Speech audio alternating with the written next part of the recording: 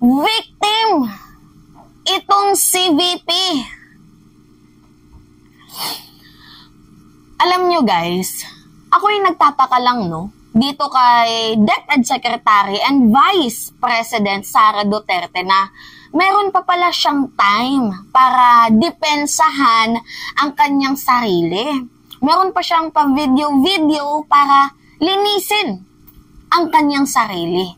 Samantalang sa kanyang trabaho, lagi na lang natin naririnig no comment, especially sa issue ng West Philippine Sea. So ano na nga yung nangyari, Mima? Ganito kasi guys. So ipapakita kong video sa inyo mamaya, explain ko muna ha. Yung muka ng video na to ay tila baga parang nasasaktan siya sa mga di umano'y pang-aatake sa kanya online. So, biktima daw po siya ng black propaganda at demolition job. Alam nyo guys, kung i-compare ko itong si former Vice President Leni Robredo and yung current Vice President natin na si Vice President Sara Duterte, mas patola itong si VP Inday. Alam nyo, nung time na inaakusahan itong si former Vice President Leni Robredo na isa daw po siyang NPA, diba? Nung inakusahan siyang isang kabit, nung inakusahan si former Vice President Leni Robredo na kasapi daw po siya at planado daw po ang pagpategi sa kanyang asawa para makakuha ng simpatsya, nakarinig ba kayo ng kahit ni isang reaction or kahit ni isang pagtatanggol sa kanyang sarili? Wala guys. Diba? Hindi siya nagkaroon ng oras para sa mga ganyang bagay. Samantalang itong si VP,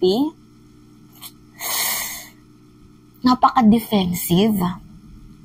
Sobrang defensive. So ngayon guys, nag-react siya sa mga di umano'y demolition job kuno sa kanya. Ito yung video guys, panoodin muna natin para may reference tayo.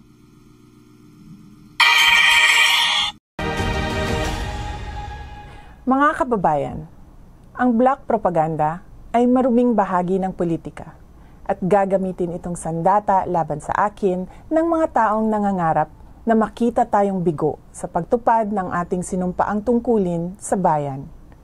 Nagiging mas matindi, mapangahas, at desperado na ang mga paninira sa akin ngayon. As if naman si President Marcos hindi inaatake ninyo ng demolition job at black propaganda na yan. Diba? Napaka-ironic talaga, no? Anyway, patuloy. Bahagi ang mga ito ng isang organisadong demolition job na ang layunin ay sirain ang aking integridad at gumawa ng imahe na ako ay isang mamamatay tao, na korap, abusado, taksil, at isang warlord. Makikita natin ito sa pag-atake sa confidential funds, pagpapalaganap ng video sa Commonwealth traffic, paggawa ng issue sa pagtatag ng security para sa opisina ng Vice Presidente, paglabas ng testigo na umano'y ako ay kaparte ng Davao Death Squad, sa malisyosong ulat tungkol sa aking mga baril, at ang pambabastos sa relasyon namin ng aking asawa. Kamakailan lamang ay nagsusulputan din ang mga online scam sa pera sa social media, katulad ng scholarship o pabaon program para sa mga mag-aaral. Sinisiraan ako para pagdudahan, pahiyain, at panghinaan ng loob. Nais nilang isuko ko ang aking sinumpaang tungkulin na magsilbi sa bayan. Ayaw nilang magtagumpay tayo para sa edukasyon ng mga batang Pilipino at para sa kanilang kinabukasan na nanganganib sa kamay ng korupsyon, kriminalidad, iligal na droga at terorismo. Taliwala ni ining tanan, daghang salamat sa inyong padayon nga suporta ug pagmahal. Magpadayon ko sa akong trabaho para sa kaayuhan sa nasod. Salamat sa inyong patuloy na suporta sa aking mandato na itaguyod ang pag-angat ng antas ng edukasyon ng ating mga kabataan. Salamat po sa inyong mga dasal. Tandaan po natin na ang mga paninirang ito ay nagkukubli ng mga personal at politikal na interes. At ang mga ito ay hindi ninyo interes. Hindi interes ng bayan, hindi ito interes ng Pilipinas. Okay. Nakakatawa, no? So sabi niya, black propaganda lang yan. Kung maniwala dyan, paninira lang sa akin yan. So, kasama daw po yan, guys, sa maruming politika. Yung black propaganda and yung demolition job. So, isa po siyang biktima sa mga ito. Play safe, playing victim. Alam nyo, guys, yung black propaganda, sa totoo lang naman talaga, parte talaga siya, guys, ng maruming politika. Kabahagi talaga yan, guys, yung black propaganda at demolition job sa napakaruming politika. At ang pinaka dapat na mag-react dito, sana si President, kasi talaga siya yung inaatake ng black propaganda at ng demolition job. Napaka-defensive ni Inday, no? Na dapat sana si President Marcos ang nagre-react niyan kasi una, nung inakusahan yung addict, nasa narcolist, bangag. Pero nasa listahan ng PDEA, wala naman daw po ang pangalan ni President Marcos. Diba black propaganda at demolition job yun? Yung pulveron video na pinakalap ng mga vloggers ninyo. Kasi yan yung sabi niya ni Katrina Ponce Enrile na itong si Martin Andanar, meron daw pong binabayarang vlogger, si Sas, si Maharlika, para sirain si President Marcos at yung administrasyon. So yung pulveron video na yan na hanggang ngayon hindi pa namin nakikita, di ba demolition job din yan? At black propaganda din yan?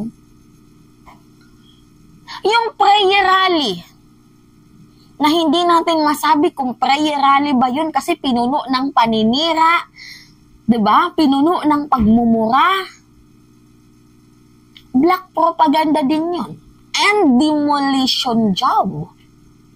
Tapos ngayon nagagalit ka na pinagre-resign ka ng mga tao.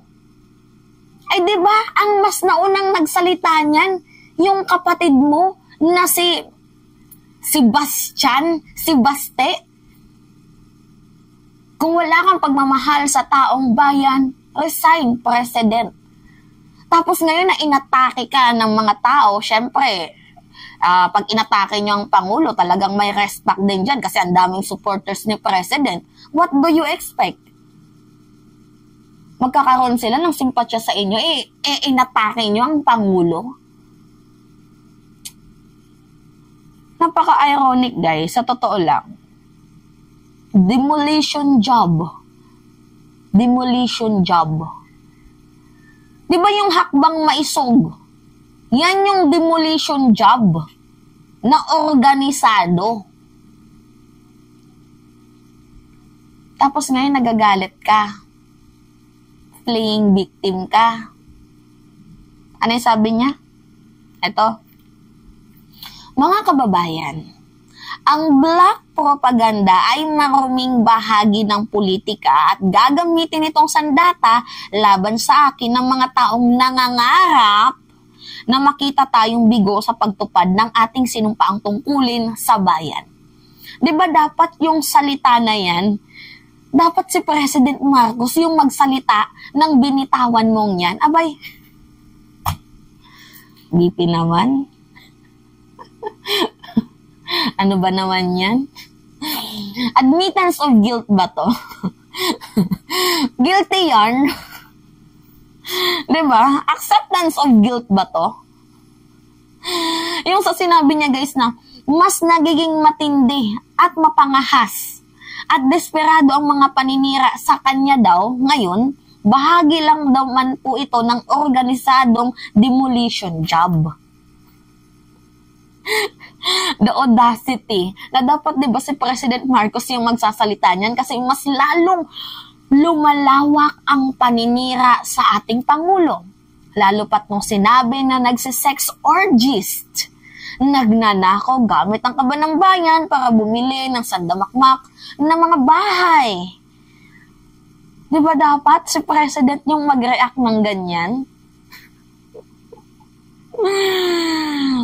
Anyway, sabi ni BP na bakit ba siya nagsalita ng ganyan? So sa palagay ko, totoo naman guys na lumalala na talaga itong mga paninira sa kanya. Actually, hindi naman po paninira ang pagsasabi ng totoo, diba? Siguro yung chismis lang dito is yung sa asawa.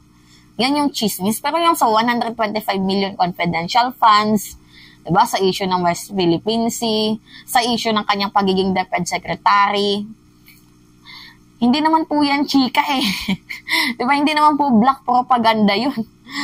Nagre-react lamang po ang mga mamamayang Pilipino sa trabaho mo.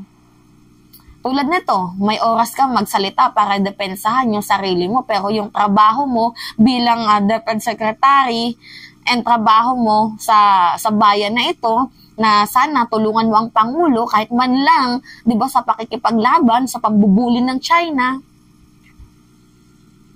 No comment. So ngayon guys, nagsalita siya kasi lumalala na daw itong mga paninira sa kanya. Eh paano guys hindi lalala? Eh nung panahon ni former President Duterte, takot ang mamamayan na magsalita. Yes! Bukod sa nabudol guys kasi kahit nga ako sinasamba ko si Digong noon eh.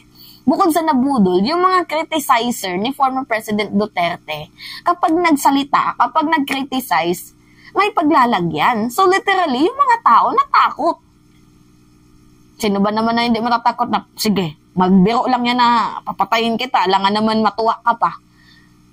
Ano yung sabi niya sa COA? Nung nagbigay siya ng joke, dapat sa mga COA na yan, kinikidnap. Pagbiro niyang sinabi yan. Pero sa tingin nyo guys, matutuwa ba yung COA sa joke na yan? Pangulo na yung nagbiro Pangulo yun. Dark joke yun guys. So sa tingin nyo matutuwa yung mga taga-COA niyan. Kaya nga yan yung example ko sa inyo guys, na walang nagkikriticize sa panahon ni Duterte kasi takot. Takot ang lahat, naka-zipper ang mga bunganga. Ngayon lang tayo nagkaroon ng briefing room. Kagaya nga ng sabi ni former Senator and Attorney Leila de Lima. Ngayon lang po tayo nakaranas sa panahon ni President Marcos ng isang briefing room na kung saan lahat po ay nakahinga. Tapos ngayon, galit na galit ka. Siguro guys, first time ata na naranasan to ni Vice President Sara Duterte. Itong mga paninira na to. Well, natural, public servant ka. Bahagi yan ng politika. Sana hindi ka na lang tumakbo kung ayaw mong may bumabati ko sa'yo. Ano yung sabi? Bawal ang balat sibuyas. Bakit affected? Actually nga guys, yung nararanasan ni VP ngayon ng mga paninira, paninira para sa kanya. Wala pa yan sa katiting.